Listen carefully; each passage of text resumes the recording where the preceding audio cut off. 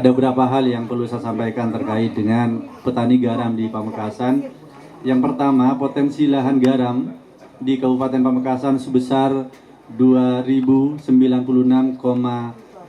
hektar dengan luas lahan produksi 2005,33 hektar.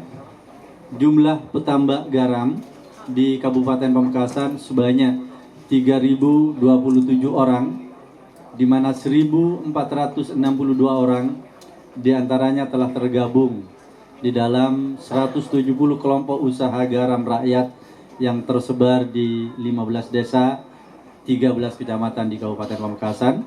Jumlah produksi garam rakyat pada tahun 2014 sebanyak 85.228 ton dengan nilai produktivitas sebesar 99,58 ton per hektar. Terapan teknologi usaha garam rakyat di Kabupaten Pamekasan meliputi sistem Maduris dan sistem Portugis. Namun dengan adanya program Pugar telah berkembang teknologi ulir filter dan geoisolator, di mana hasil implementasi di lapangan menunjukkan bahwa teknologi geoisolator ini yang menjadi pilihan masyarakat Pamekasan dalam upaya meningkatkan kualitas dan produktivitas garamnya.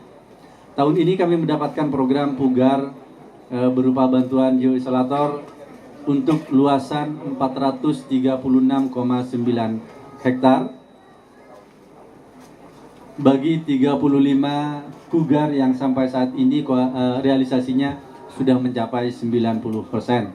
Alhamdulillah, dengan pemanfaatan geoisolator terjadi peningkatan harga yang signifikan dari sebelumnya, yaitu dari Rp450.000 menjadi Rp550 sampai dengan Rp600.000 per ton. Saya melihat garam bersih sekali, bagus sekali, dan menjadikan saya rasanya jadi banyak pertanyaan, kenapa kok industri masih belum bisa pakai garam produksi dari dalam negeri.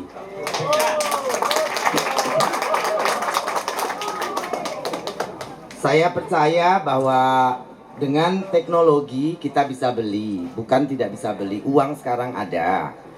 PT Garam akan dapat PMN 300 miliar bulan November ini, tentunya bisa serap garam masyarakat juga lebih banyak lagi.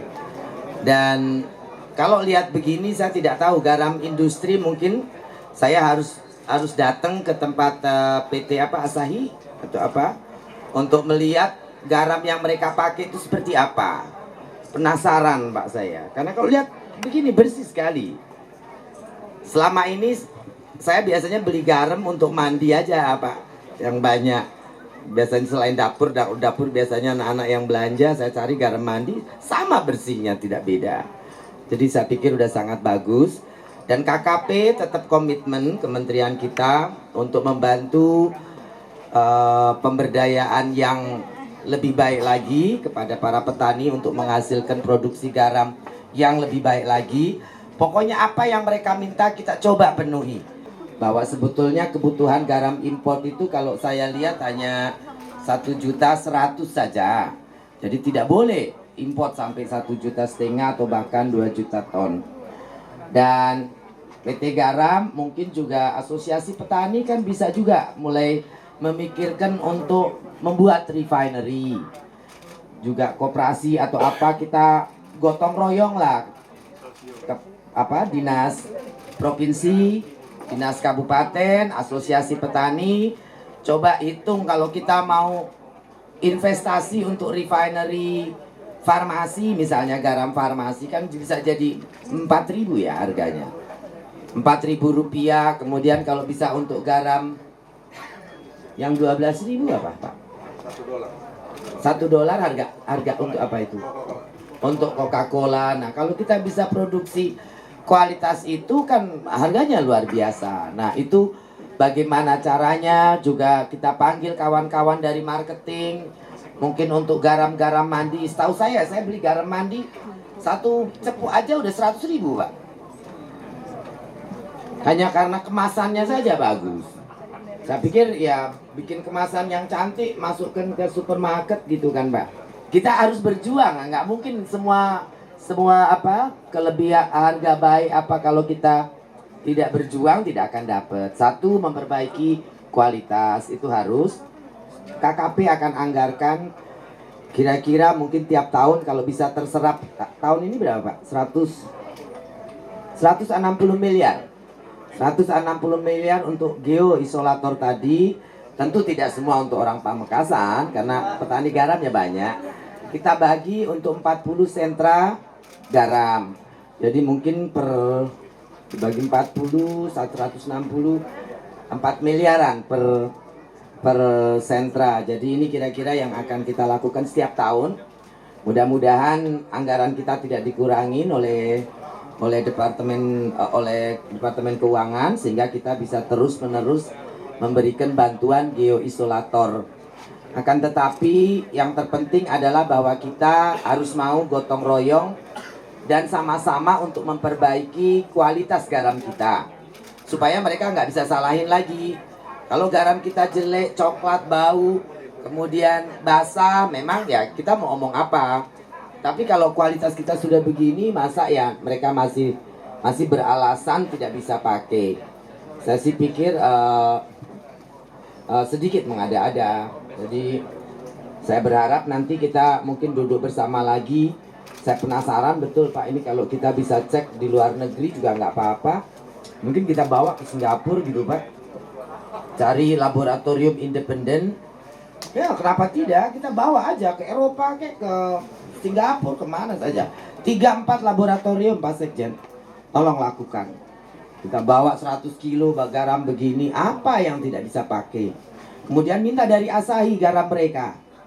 Kita bikin studi sama-sama.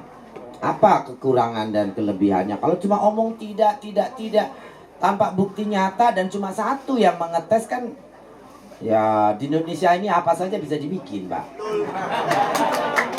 Dibikin untuk bisa dan nggak bisa, itu persoalannya.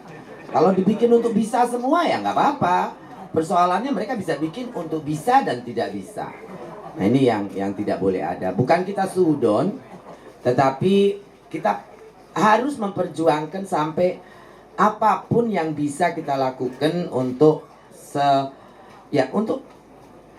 untuk memberikan penghargaan atas jeripaya bapak-bapak dan ibu-ibu yang menjadi petani garam, berjemur hari-hari tapi dapat harga rendah, kan itu tidak pantas.